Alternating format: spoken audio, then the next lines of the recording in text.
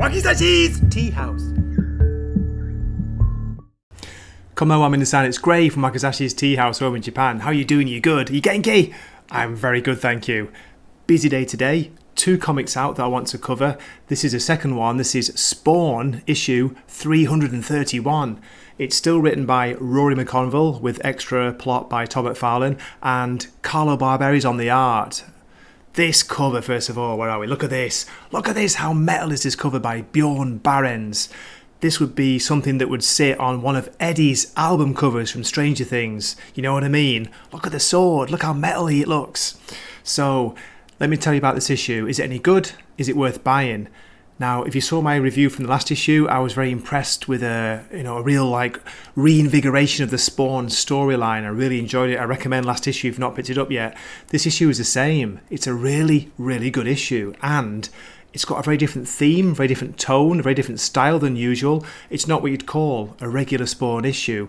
It's biblical. It talks about Cain and Abel, and it shows Cogliostro, his origin story. Now, if you've been following my reviews for a while, you'll know I'm new to Spawn. I've only been covering it for a year, so I'm still getting to know the characters. I don't know if this is the same as the original story, but it's fascinating. I got totally pulled into this story. As I say, biblical, almost like a fantasy style to it, but really good, and yeah, very well written. Let me show you some of the interior art by Carlo Barberi. Here we go, give you an example. Where are we? Straight away, can you see, this does not look like a regular issue of Spawn, does it? It's like the illustrated version of parts of Genesis. But yeah, a really good issue. Great art by Barberi. He depicts some demons in here as well as the Cogliostro, like some humans. You're getting a kind of a feel for Cogliostro's long-term plan. It's a plan he's been planning for years, for centuries, for millennium almost. And as I say, I don't know if it's kind of a rebirth of his origin, but we'll find out. But yeah, I recommend it. The writing's great. The art, as always, very, very good by Carlo Barberi. And $2.99. You can't go wrong with any of the Spawn titles right now. Okay, so what I'll do as usual, I'll give you my short story summary, and at the end I'll show there's a variant cover and a preview of next issue. Okay, so please keep watching. Here we go. Abel? We open with the first murder. Cain, rock in hand, narrating the story of his life after he slayed his brother. Forced to wander in exile for years, and when his death came, there was only one place he would go. Hell. Fresh meat to play with. A demon challenges Cain. Cain is thinking about his brother's murder, convincing himself it was just an accident, and he wondered if he could kill again. He takes out the demon, no problem. He lost himself for years in those dark, shadowy realms, acquiring a reputation over time. One day, he attracted the attention of one of Hell's many rulers, Malebolgia. Tell me your name, human. I was known as Cain, now I'm Cogliostro. Cogliostro agrees to serve in Malebolgia's army, taking on the forces of heaven. Years passed, years of blood. Malebolgia needs your services. We hear a story that Malebolgia wants to develop some kind of army.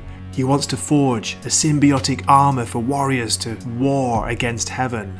Cogliostro is introduced to the head of the project. Can you guess who it is? This is Violator. A human? Cogliostro tells him he's not here because he wants to be. He was asked to be. We learn here that Cogliostro despises Violator more than anything and anyone. Violator took credit for developing the Hellspawn symbiote, but according to Cogliostro, he had a big hand in it too. One of the earliest prototypes managed to escape.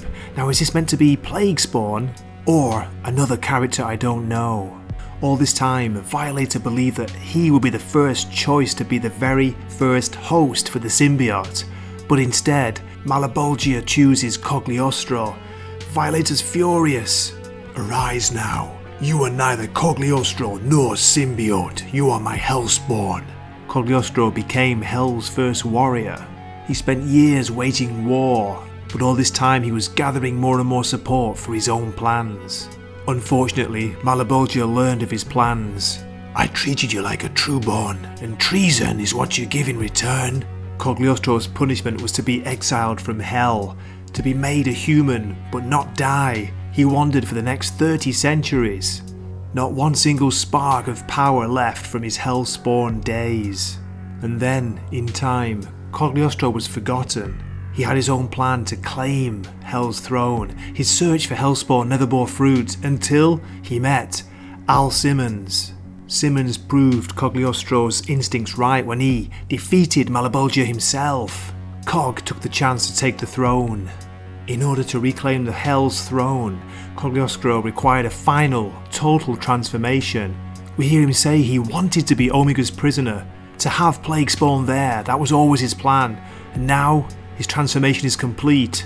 And once again, everything hinges on Al Simmons. Okay, I'm going to end my short story summary here. Okay, that's it for the review. So let me show you a variant cover. This is one by Carlo Barberi. I like the kind of symmetry in this image. There's a mirror feel to it. And then we have a preview of the cover for Spawn 332, which is out in August. I'm not sure who the artist is on this one, but look at that gun. Look at both those guns. And look how ripped he is. Look at those thigh muscles. Unbelievable. So, as I say, I hope you enjoyed my review. Please leave a comment. Let me know what you thought of the issue. I'd love to hear from you. And I hope to see you in a future video. This is Gray from Wakizashi's Tea House, signing off for the night. Matane. Wakizashi's Tea House. Please subscribe.